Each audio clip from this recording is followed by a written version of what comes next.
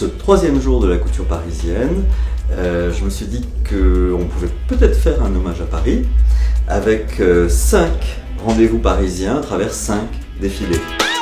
Le premier dans cette journée, c'était le rendez-vous dans On aura tout vu, avec le Paris du périphérique, en Harley-Davidson si possible, avec une collection tout feu tout flamme, un peu bricolage, un peu accessoire plus que robe, mais assez sympathique.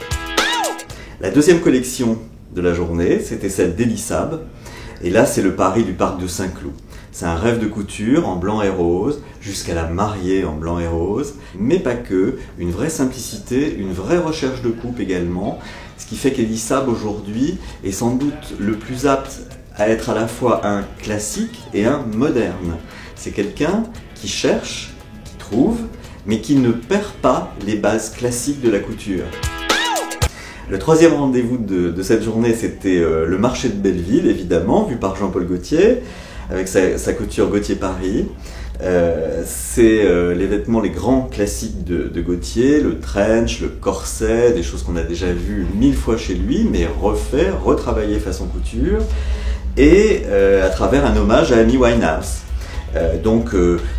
Chanteuse soul, mais populaire, la dégaine d'Amy Winehouse, et ça, c'est aussi du grand Gaultier finalement. Quatrième quartier, le Palais Royal et la rue Saint-Honoré, celle où il y a toutes ces boutiques japonaises où on va acheter ses mangas. Et là, c'était chez Maxime Simoens avec une couture manga, des robes plus cocktail que soir, mais quand même quelques très belles robes du soir à la fin, avec des voiles, des envolées dans des bleus pâles, des roses pâles, très dragées, très jolies. Et enfin, le cinquième rendez-vous de cette troisième journée de couture, c'était le Paris de Sainte-Marie de Neuilly. Là, c'est chez Valentino. C'est une vision italienne de la couture, mais avec une femme exceptionnelle. Elle est boutonnée jusqu'au col, elle porte des smocks, elle a des nœuds sous le menton, elle affiche des fleurettes romantiques sur des robes très travaillées, des matières à tomber par terre, mais avec une vraie modernité.